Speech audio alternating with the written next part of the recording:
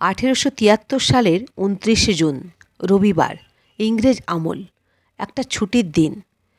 151 বছর আগে এই দিনে হাসপাতালে মৃত্যুর সঙ্গে পাঞ্জা লড়ছিলেন মাইকেল মধুসূদন দত্ত। মৃত্যুশয্যায় হাজির হিন্দু খ্রিস্টান দুপক্ষেরই লোকজন। এর মধ্যে এক পক্ষ 30 বছর আগে মধুকবির ধর্মান্তরিত হওয়ার সময় ব্যাপক হইচই করেছিল। তারা চাইছিল প্রভু যিশুর কাছে নতমস্তক হয়ে নিজের কৃতকর্মের জন্য অনুশোচনা জাহির করুন মাইকেল মধুসূদন দত্ত। আর অন্য পক্ষ মানে হিন্দুরা চাইছিল যদি শেষ সময়ে মধুকবি অনুশোচনার বশবর্তী হয়ে পুনরায় হিন্দু ধর্মে ফিরে আসার জন্য আবেদন করেন। দুপক্ষকেই নিরাশ করলেন মাইকেল মধুসূদন দত্ত। প্রেম নয়, মধুসূদন দত্ত খ্রিস্টান হয়েছিলেন মূলত কেতাদুরন্ত ইংরেজ হয়ে ইংল্যান্ডে যাওয়ার জন্য, সাহিত্য সৃষ্টির জন্য।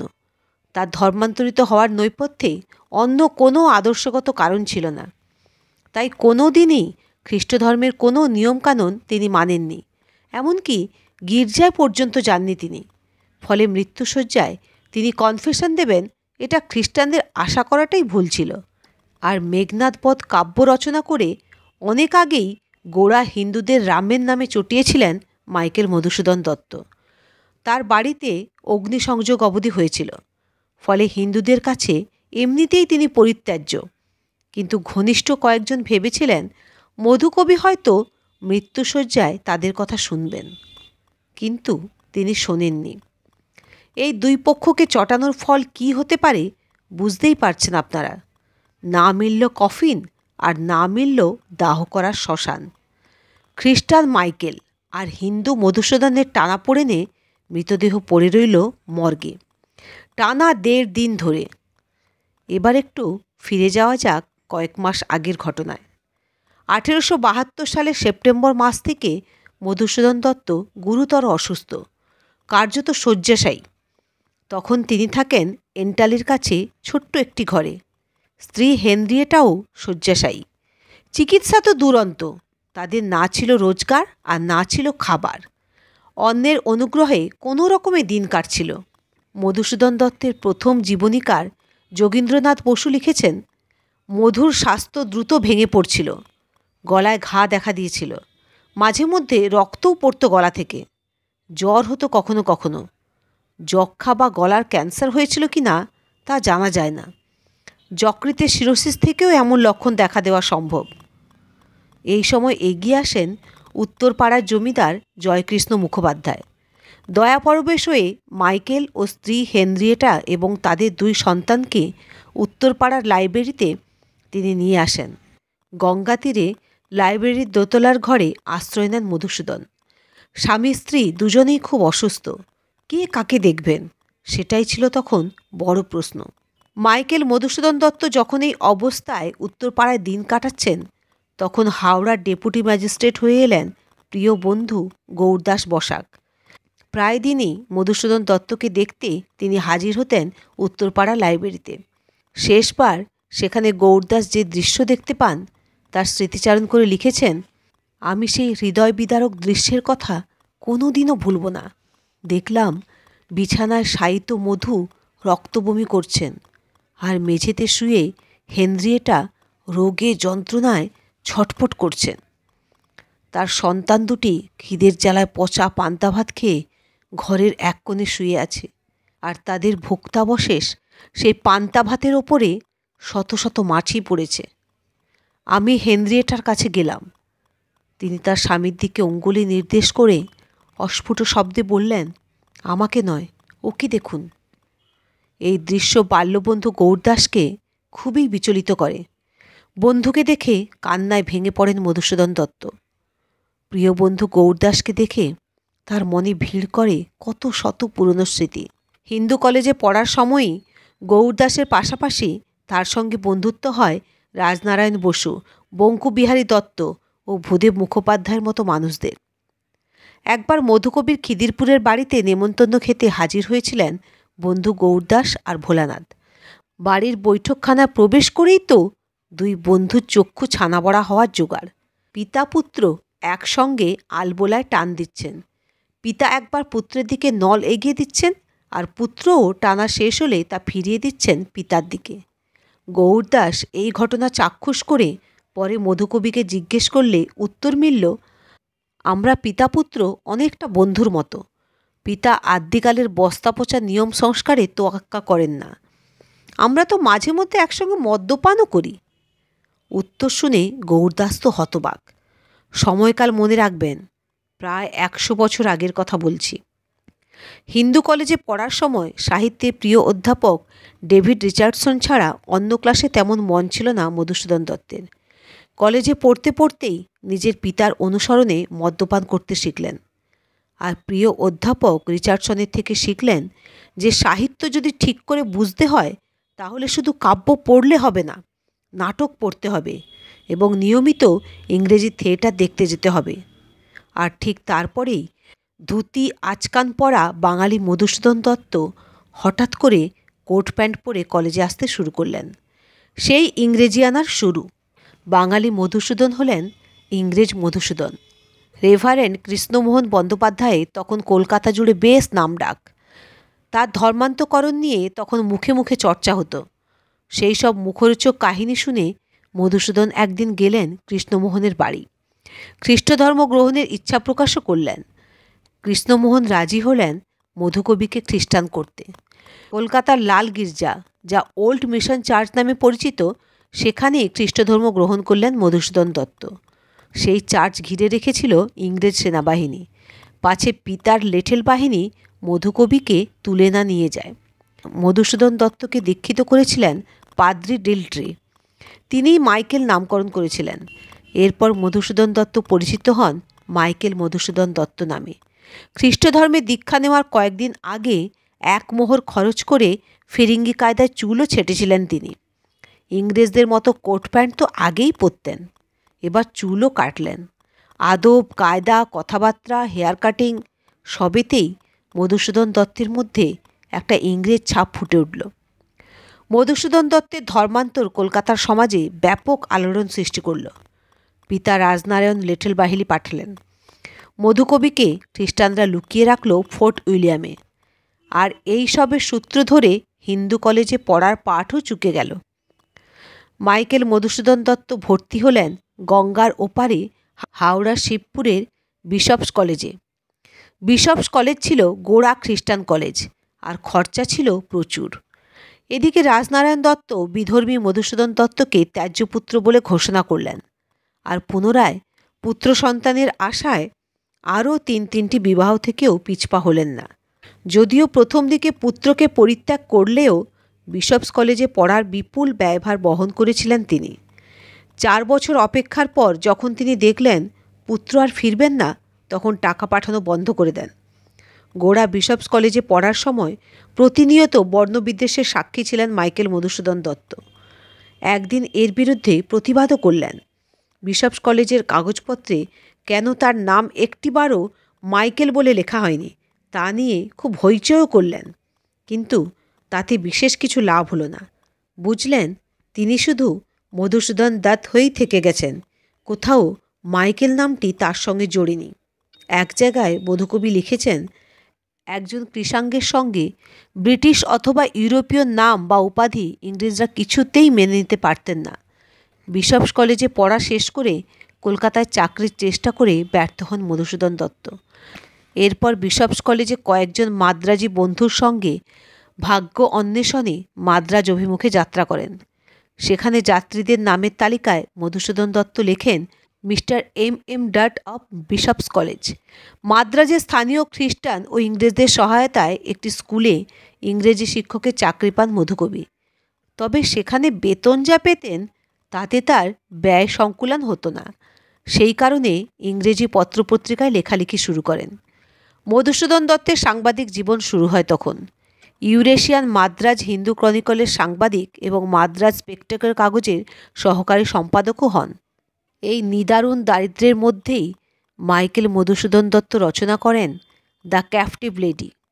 এটি ছিল তার প্রথম কাব্যগ্রন্থ। তারপর অবশ্য কবি ও দক্ষ ইংরাজি লেখক হিসাবে তার নাম যে দিকে দিকে ছড়িয়ে পড়েছিল এমনটা একেবারেই নয়। কলকাতার বেথুন সাহেবকে বই পাঠিয়েছিলেন। তিনি বলেছিলেন ইংরেজি ছেড়ে বাংলায় লিখলেই বোধহয় ভালো হয়। মাদ্রাজে আসার কিছুকাল পরেই মধুসূদন দত্ত রেবেকা ম্যাকটেভিস নামে এক ইংরেজ যুবতীকে বিবাহ করেন।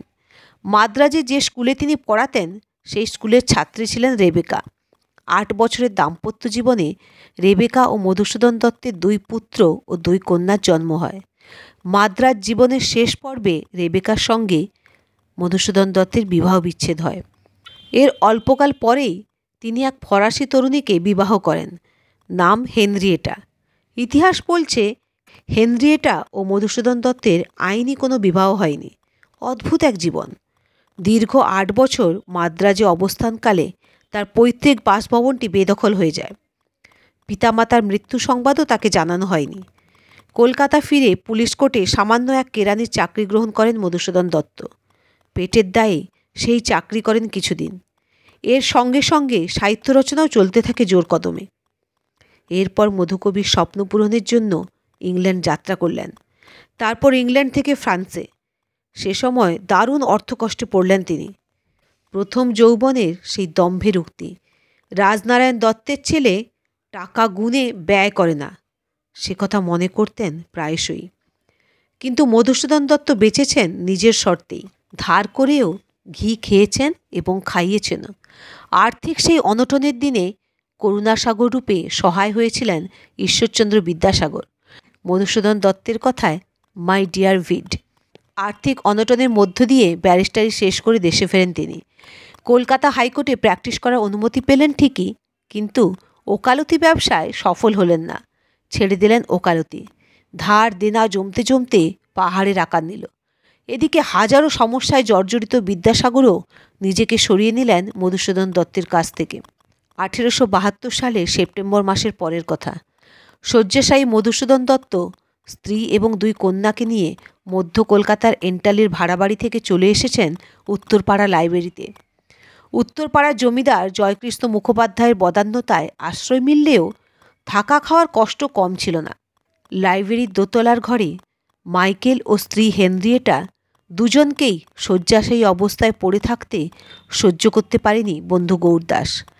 হাওড়ার ডেপুটি ম্যাজিস্ট্রেট হিসেবে বদলি হয়ে আসার পর থেকে বিভিন্ন উপায়ে তিনি সাহায্য করতেন বন্ধুকে। গৌরদাসকে দেখলেই কান্নায় ভেঙে পড়তেন মধুকবি। চোখ ভিজে আসত গৌরদাসেরও। উন্নত চিকিৎসার জন্য তিনি অবিলম্বে মধুসূদন দত্তকে কলকাতায় নিয়ে যেতে চাইলেন। রাজি হলেন কবি। এরপর বজরায় করে অসুস্থ মধুকবিকে কলকাতায় নিয়ে যাওয়া হলো। কলকাতায় এসে হেনরিয়েটা উঠলেন জামাতা উইলিয়াম ওয়াল্টার এভান্স ফ্লয়েডের বাড়িতে। সেই বাড়ির ঠিকানা ছিল 11 নম্বর লিন্ডসে স্ট্রিট। ইংরেজ এবং অ্যাংলো ইন্ডিয়ান পাড়া ছিল এই লিন্ডসে স্ট্রিট, যা চৌরঙ্গি রোডের সঙ্গে সংযুক্ত। স্ত্রীর সংস্থান হলেও মধুকবি নিজের থাকার জায়গা তখনও জোটেনি। ঘনিষ্ঠরা যখন দেখলেন যে কারও বাড়িতে রেখে চিকিৎসা করা সম্ভব নয়, তখন তারা মধুকবিকে ভর্তি করে দিলেন আলিপুর জেনারেল হাসপাতালে। সেই যুগে হাসপাতালে ভর্তি হওয়াকে শাস্ত্রবিরুদ্ধ বলে মনে করা হতো। আর এই আলিপুর হাসপাতালটি ছিল মূলত বিদেশি এবং অ্যাংলো ইন্ডিয়ানদের জন্য সংরক্ষিত। কিছু বিশিষ্ট ব্যক্তির অনুরোধে এবং খ্রিস্টান পরিচয়ের সুবাদে আলিপুর হাসপাতালে ভর্তির অনুমতি পেলেন মধুকবি। শুরু হলো চিকিৎসা।